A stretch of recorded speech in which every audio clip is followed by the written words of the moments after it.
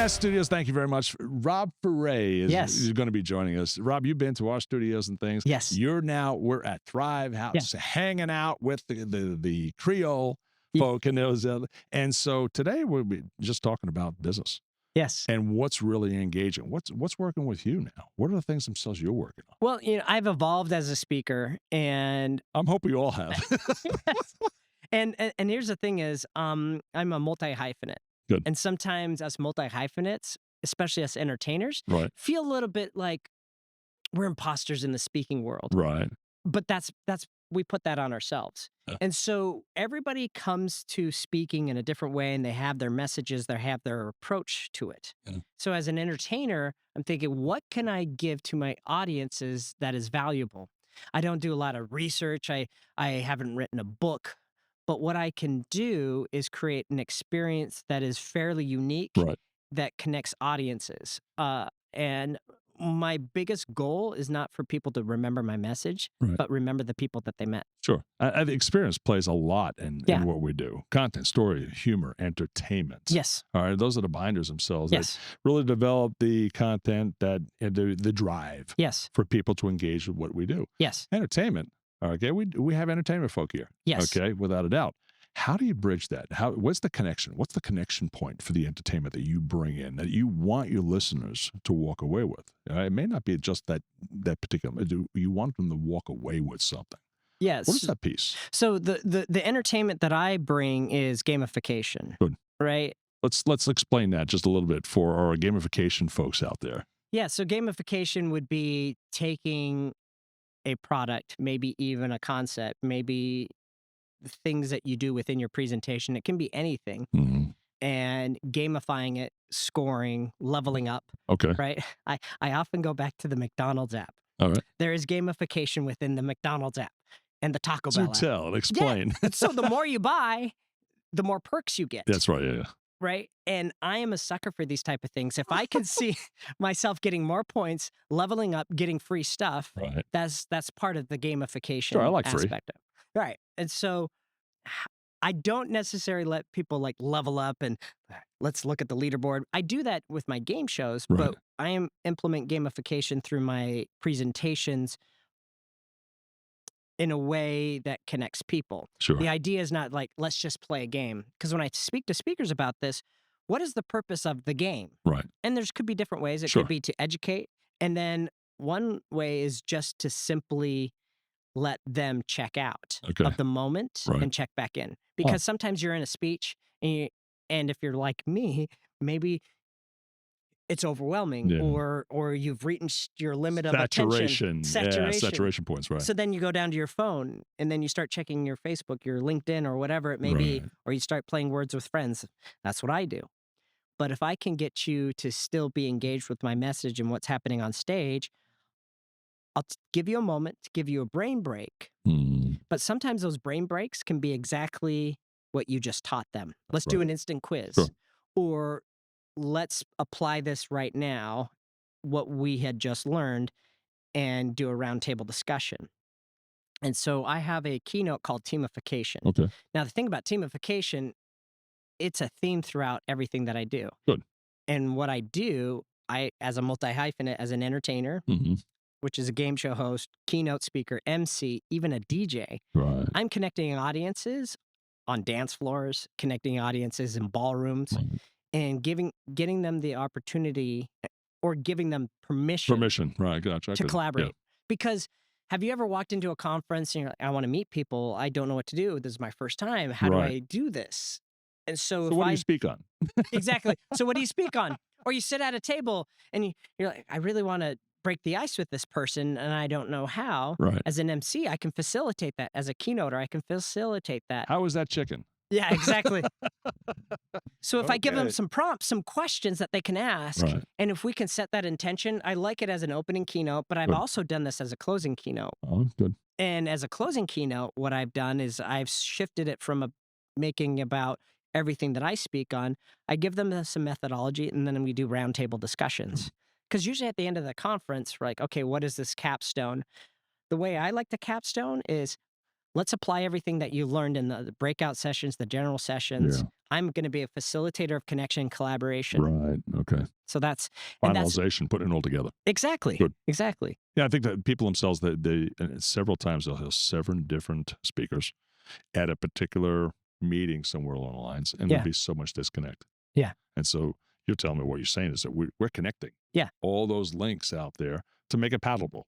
Yes. So people can walk away and then implement, all right, Yes. create actions themselves toward it. And I think that's fun. Through entertainment themselves, you look at the genres, content, story, humor, entertainment. Yes. Entertainment itself, that's what bridges, all right, people, all right, to that content and to the story, because individuals themselves, I don't care who you are, you want to be and you like to be entertained, Right. you know? And so how do you bridge that? How do you continually supply, all right, that level of entertainment? Not to get those folks themselves, yeah, I heard this before, and all of a sudden they're on their phone. Right. All right. So you've got probably some creative ways, Yes. all right, to engage that entertainment. What are the things themselves? Because meeting planners, individuals, folks themselves that are bringing you on, they're going to want to know that. Yeah. All right. And you're going to kind of help them isolate because you're coming at them as an entertainer. Yeah. So what are the things? How do you bridge that? Yeah. So I don't come to them as an entertainer. I came as a keynote speaker. Keynote speaker, right. But I have elements of entertainment. Good, superb, love it. And this is the term you often hear with planners. I'm looking for somebody fun. I'm looking for somebody to raise Who's going to engage energy. our audience, right? Yeah. Exactly. I need somebody to elevate this. We need a fun way to kick off this event. Right. Right. And also, I'm a sucker for customization. Okay. And so if I can find out what their theme is and implement it into my keynote, Right. some people are like, no, that's not me. That's me. Yeah. Like, you tell me your theme, let's go. Yeah. And recently I did an event where it was casino theme, like, and the theme was hitting the jackpot. Right. And so how do I implement that into my keynote? And I made an analogy or an anagram. Is it anagram? ABC. Okay. Ace. Ace, and ace in the hole. And I used a card. Okay. And I was able to implement that and bring it into the theme. Good. And so how do we engage audiences in a way that will get them to collaborate? And that's what I put into my keynote, which is Teamification, and taking their theme and adapting it to what I already speak on. It builds relevance. Yes. It builds an association. All right? Yes. Folks themselves, they want to know there's a common ground. Yeah. And what you're doing is you're bringing an association to common ground. Of course. Right? And I think that's very, very unique for today's, let's say, speakers, facilitators, keynoters, breakouts, Yes. teachers. Yes. Okay. They'll have a very, very short time. Yes. All right, to get buy-in. And so utilizing that particular buy-in out there and bringing fun into it, I guess that's why the planners are saying, well, we need fun, we need entertaining, we need this, but it's also got to be confined to what we do as a message. All right. And then really engaging those folks to the particular point where they're going to start to take action. They're enjoying their time and they're staying less on their phone. Yeah. Okay. And engaging out there. Some of the challenges, I've certainly have challenges, all right, in some of the programs themselves that I delivered because you have individuals that thought one thing and they got something else because the meeting planner didn't tell them exactly what it was supposed to be out of. Yeah. And so sometimes you have to change the direction. Yeah. All right. How's that work for you? Changing direction? Yeah. Yeah. I build in moments in my keynote where I could take a different direction. Excellent. Yeah. There's also times where I will do choose your own adventure. It's not very often I do that, but I have done that before with presentations. And so I give people the opportunity to vote. I do interactive polling. And I've done presentations where I say, what is your pain point? But when I use Mentimeter all the time. Okay. And so once I start with a little bit of getting to know my audience, a lot of people do this prep in advance. But sometimes I like to but sometimes I do it on stage. Right. So people will send the planner a survey or they'll ask all the right questions. Good. And I think that's really important. But sometimes I like to know in the moment what their pain points are. Right. The biggest issue that I have discovered, and this is something that I've changed, is asking the right questions, because sometimes I put a prompt up on Mentimeter or I put it up onto the screen, and then it turns into a grievance festival, where they're all That's not me. but they're talking about, like, what's your biggest pain point at work? And then they start talking about things at work. And then now we're looking at all the things. Oh, I didn't realize this person was going through this thing at work. I don't want to come to work anymore. You're like, this is the greatest company to work for. Just look up there. And so I've had to adapt that. So that actually happened to me, but it was a full day event where I emceed and I did the gamification. Right. And so I came back after a break and I asked a second question. There you go. What is it you love about this place? So let's focus on this. How can we create more of this? Yeah, right. And how can you help others experience this at your workplace? So it's a double-edged sword. Sure it is.